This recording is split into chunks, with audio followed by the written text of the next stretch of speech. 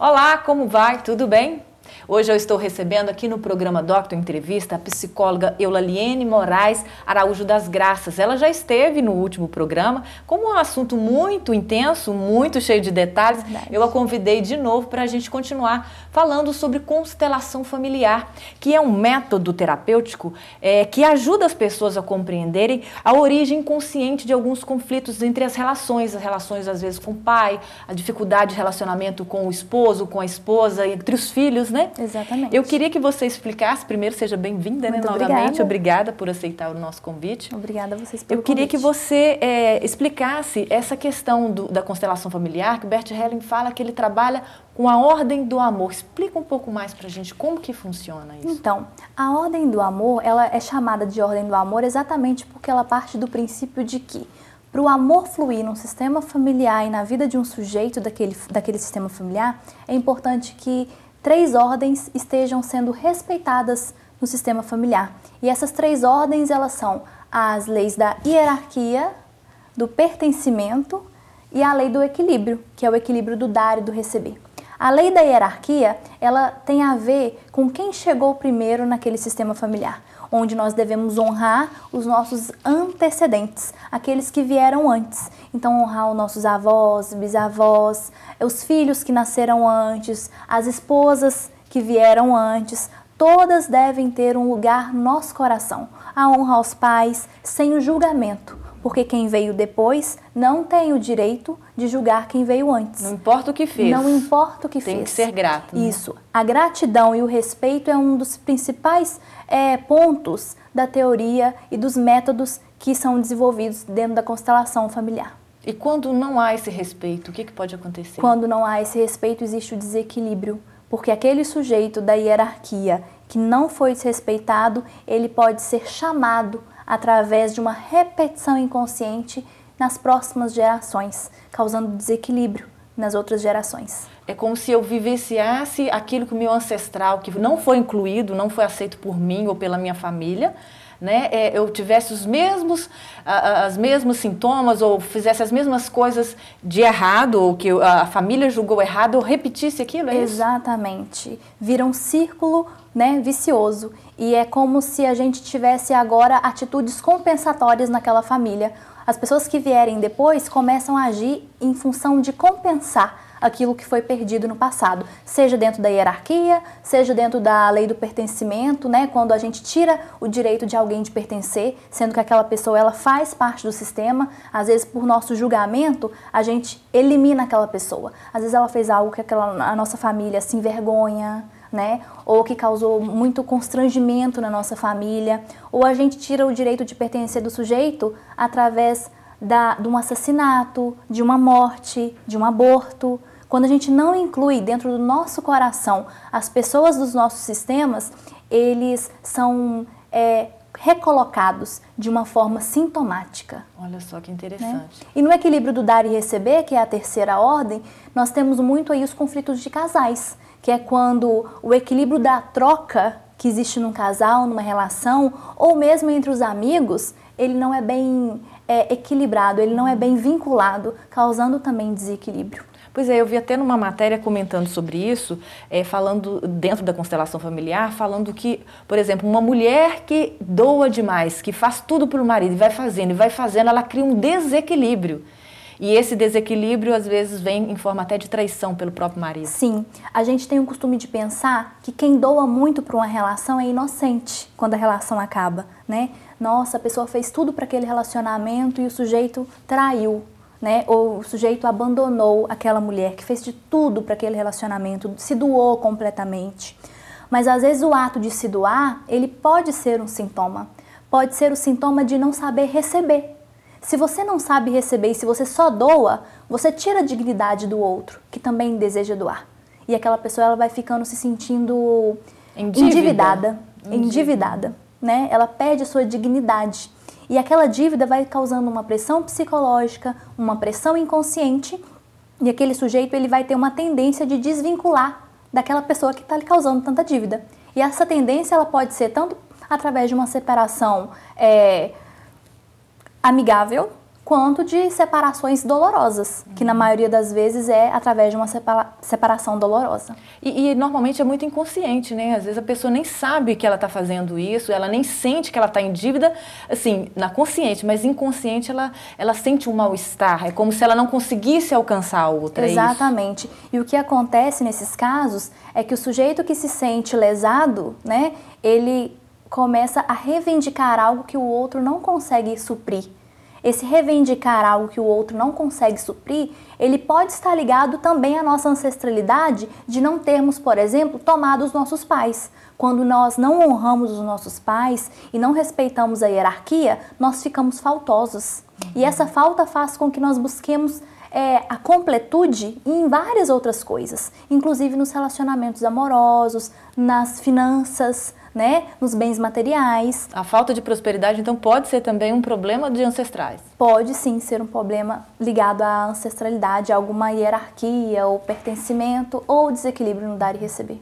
E na hora de fazer a constelação, como que fica evidenciado isso, por exemplo? Como é que as pessoas, vocês percebem isso, né? Então, os sujeitos que estão ali sendo representantes de uma constelação familiar, se doando, né, para receberem e captarem do sistema da pessoa que está constelando o campo morfogenético, eles começam a ter sensações corporais e eles verbalizam essas sensações. Por exemplo, eles podem estar diante de um conflito do antepassado e se sentir mal, o estômago pode ficar embrulhado, a pessoa pode sentir tremor, vontade de chorar. E esses sintomas que aparecem ali refletem o vínculo com o sintoma real naquele sistema familiar. E ele é passado para a constelação familiar através da transmissão transgeracional dos campos morfogenéticos. E na reportagem que eu vi, as pessoas que foram escolhidas lá pela pessoa que estava sendo constelada, ela nem conhecia aquelas pessoas, né? E aí eles fazem essas posições e começam a sentir, a chorar, como se fosse depois o rapaz relatou, né, que não, eu não sabia que isso tinha acontecido na minha família, fui descobrir, conversar com minha mãe e realmente aconteceu na família. Como que isso é captado? É do inconsciente dele? Como é que é isso? Isso, é um inconsciente. Na psicologia, ele pode ter um traço do inconsciente coletivo, né, que já é dos estudos da psicologia também, mas ele vai além disso, porque ele vai além das gerações. O inconsciente coletivo, ele não pega a parte que vai além das gerações. Dentro das constelações familiares, a gente estuda as transmissões transgeracionais, que é onde o sujeito da constelação consegue captar e sentir a vibração daquele sistema familiar, né? Por isso é muito importante que o facilitador nesse momento tenha um olhar muito cauteloso para cada movimento, para cada sintoma que é revelado ali naquele local. É como se eu tivesse gravado uma memória genética, uma memória dos meus ancestrais. É isso? Exatamente. Que eles sentiram, que eles passaram. Exatamente. Não tem nada a ver com religião. Nada a ver com religião, não tem a ver com espiritualidade, né? Embora se pareça muito com alguns conceitos religiosos, mas não é a intenção de Bert Hellinger e da Hellinger Science. Não, beleza. Eulaliene, nós vamos para o intervalo e daqui a pouquinho a gente volta para esse bate-papo que está bem interessante, hein? Rapidinho a gente volta.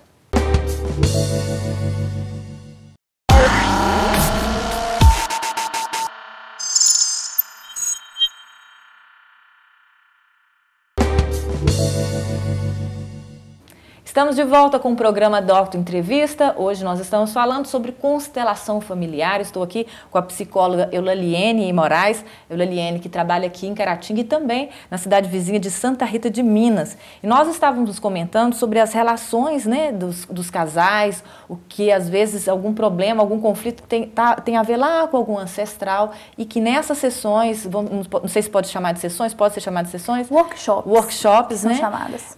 As pessoas ficam representadas sem elas saberem, elas representam as famílias e ali a pessoa que está, no caso o psicólogo, começa a entender o que está acontecendo, quais são os conflitos, quais são os padrões que a pessoa está repetindo, né? Isso. E eu achei interessante que eu vi esse método sendo realizado em um júri, por um tribunal aqui de Minas. Não sei se foi de Minas ou se foi de São Paulo, mas tem vários que estão fazendo, Sim, né? no Brasil cresce a cada dia o uso do método das constelações nos tribunais, principalmente nas varas da família, né, que é muito utilizada na mediação de conflitos. Por exemplo, né, um conflito que é muito comum, né, se repetir, e muitos processos se acumularem nos tribunais, ligados à separação de casal e à alienação parental, que é quando um dos pais começa a falar para a criança coisas muito negativas a respeito do pai, né, ou da mãe. E aquilo na cabeça da criança causa muitos conflitos. E isso gera muitos problemas entre os pais daquela criança, geram muitos processos, e os tribunais tinham percebido que eles resolviam algumas questões, né, dentro dos conceitos do próprio direito. As práticas, né? Quem fica com o quê? Exatamente. Mas os processos não paravam de chegar, ligados àquela mesma família. E através das constelações familiares, os pares que se separaram, eles puderam compreender de onde vieram alguns conflitos que os fizeram separar e compreender também a importância de incluir aquela pessoa como uma pessoa importante na vida, uma pessoa importante para que a vida pudesse ser fluida. Embora eles não continuassem mais juntos, mas eles precisavam ser honrados e darem a cada um o direito de pertencer. Pois é, eu achei interessante que nessa reportagem, tanto o homem quanto a mulher eles escolheram, né, as pessoas para representá-los, e aí eles puderam observar o que o outro estava sentindo que nunca tinha falado. Então a esposa viu que aquele homem sofria por alguns problemas de ancestrais, algumas coisas que ele vivenciava, e que ela nunca tinha percebido, ela não tinha tido aquela visão. E nesse tribunal, nessa circunstância, tanto ela quanto ele depois relatam, né, na entrevista que como passou a ver o cônjuge de outra forma, né? E aí o conflito se desfez. Exatamente. Embora ficassem separados, né? Muito interessante. É um método que proporciona um olhar mais de compaixão para com as pessoas, incluindo, respeitando cada lugar que cada pessoa deve ocupar no sistema. Interessante.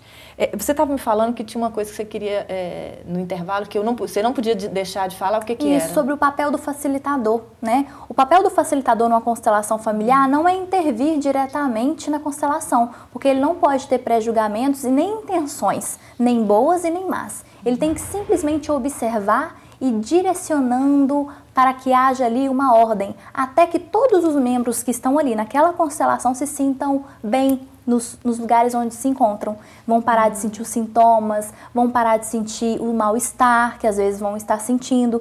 Quando os membros estão satisfeitos, isso é um sinal de que conseguiram atingir uma ordenação. Que resolveu-se o conflito. Exatamente, que houve a possibilidade da resolução, né? Porque resolver o conflito mesmo vai muito do sujeito. Tem pessoas que não dão conta de ir além, de mudar o padrão de repetição, porque às vezes se sentem culpados, se sentem ansiosos. Aí a importância da psicoterapia, né? Porque a constelação familiar, ele é um método que auxilia, mas que ele não promove sozinho a cura em muitos dos casos. Sim. É importante estar vinculado e não substituir o processo de psicoterapia. Então é como se fosse ele, naquele momento, ele ter a consciência do sentimento que o outro teve, do que o outro passou. Exato. Ele consegue entender, mas mudar aí depende de um acompanhamento terapêutico. Ali ele pode ter escolha, porque ali agora trouxemos do inconsciente e passamos a ter consciência das nossas atitudes, tanto futuras quanto as do passado. Sim. Você lembra, assim, você gostaria de relatar algum exemplo, claro que você não vai falar nomes, mas da literatura mesmo, de conflitos que foram resolvidos assim? Sim. Tem um exemplo muito interessante na literatura que eu gosto de citar, principalmente nos cursos em que eu ministro e falo sobre constelações familiares, que é o exemplo de uma mulher que sofria muitas agressões físicas do marido, e ela se separava e voltava, separava e voltava. Todas as vezes que ela se separava, ela sentia muita culpa, muito medo, arrependimento, a sensação de que não ia encontrar mais ninguém, de que não estava fazendo a coisa certa, de que não estava sendo tolerante o bastante, né? E a família dela toda falava muito negativamente sobre a separação, né? Que ela iria ser mal falada na sociedade, que ela deveria ter tido mais paciência. Dentro do processo terapêutico e dentro das constelações, essa pessoa, ela conseguiu compreender e a constelação trouxe à luz consciente para que ela conseguisse compreender que toda a sua ancestralidade vem de sistemas onde os maridos eram abusivos com as mulheres, os pais traíam as mães, os maridos batiam nas esposas. Então, o padrão daquela consciência, ele não conseguiu distinguir o certo e errado e o bom e o mal, e simplesmente repetiu para trazer à tona aquilo que ficou esquecido no passado. Então, ela repetia com a sensação de que estava honrando aquela família, ao aceitar aquele homem abusivo, a fazer aquela escolha. Que o certo era aquilo, né? Que o certo era aquilo. Por isso, toda vez que ela se separava, ela sentia culpa, como se ela tivesse que permanecer naquele padrão, né? Então, quando ela observou esse mecanismo e percebeu que o pai era abusivo, os irmãos abusivos, os avós abusivos, ela percebeu esse padrão de repetição e ela pôde, então, optar e mudar. E algumas pessoas vão conseguir fazer essa opção e continuar sozinhas, outras vão precisar do auxílio do terapeuta, exatamente, né? É importante a ajuda do terapeuta, mesmo quando o sujeito ele consegue mudar com mais facilidade. Porque essa mudança ela pode trazer muitas consequências. E a família ela pode não conseguir compreender. Porque para a família isso não está claro ainda. Às vezes está claro para quem constelou, mas para a família ainda não está muito claro. Então ela pode sofrer acusações da família, como se ela não estivesse honrando aquele sistema. Para lidar com isso é muito difícil, não é fácil. Então a ajuda psicológica é imprescindível nesse momento. Muito interessante. Eula-Liene, nós vamos continuar o nosso bate-papo daqui a pouquinho, depois do intervalo. Rapidinho a gente volta.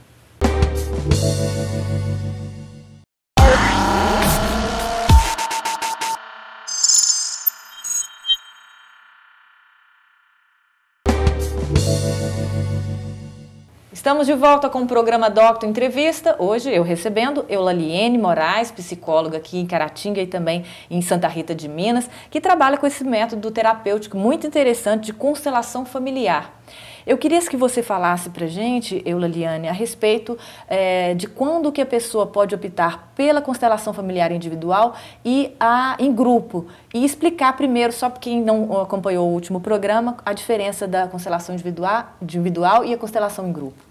Então, o indivíduo ele pode optar por qualquer uma das duas abordagens, né? Isso vai muito do sujeito. A constelação em grupo, como eu havia falado nos outros programas, ela é feita num campo aberto, né, numa sala, onde as pessoas se reúnem e elas escolhem entre um grupo representantes para constelarem a sua questão. E esse grupo são de pessoas que não se conhecem, né? São pessoas que vão representar ali alguém do conflito dela. Às vezes um pai, uma mãe e pessoas que ela não conhece. Exatamente. Que não sabe da história dela. Muitas vezes a pessoa não sabe nem quem que ela está representando. Não é dito nem a ela quem ela representa, né? Em algumas situações. E na constelação individual, ela pode ser realizada com bonecos dentro de uma sala individual, onde só vão estar o sujeito que deseja constelar a sua questão e o facilitador ou terapeuta, né? Aí são bonequinhos, né? São bonequinhos, né? Eu utilizo alguns bonequinhos e o sujeito ele vai tirando os bonequinhos daquela caixa e vai posicionando num espaço. A forma como ele escolhe os bonecos, sexo feminino, sexo masculino, crianças, adultos, como eles posicionam aqueles bonecos, vão trazendo para mim a vinculação com o campo morfogênico, com o campo que aqueles ancestrais estão vinculados e trazerem ali conflitos. Por exemplo, se colocarem pai e mãe um de costa para o outro nos bonequinhos. Isso pode ser para mim um dado importante, pode ser um dado da dinâmica daquela família, onde existe talvez uma relação de pai e mãe que está conflituosa.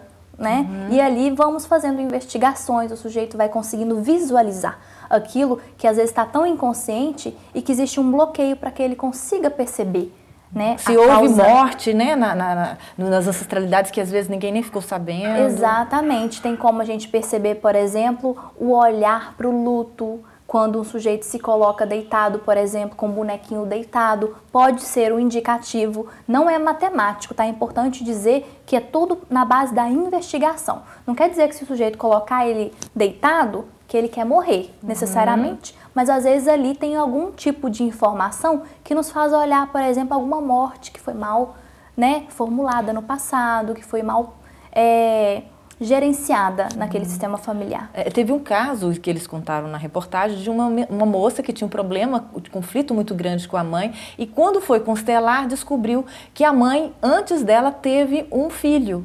e esse filho foi abortado. Exato. E então essa criança, eu gostaria que você comentasse sobre esse tipo de caso. O que, que pode trazer de transtorno na vida da pessoa? Então, quando existe um filho abortado, às vezes a família, quando é um aborto muito precoce, a família ainda não internaliza aquela criança como um ser pertencente. Então, quando nasce um segundo filho naquela família, aquele segundo filho não é visto como segundo filho, ele é visto como primeiro. E ele recebe uma carga, um peso de primeiro filho muito grande, né? Que ele às vezes não dá conta. E não dar conta significa sintomas, doenças, dificuldades de relacionamento.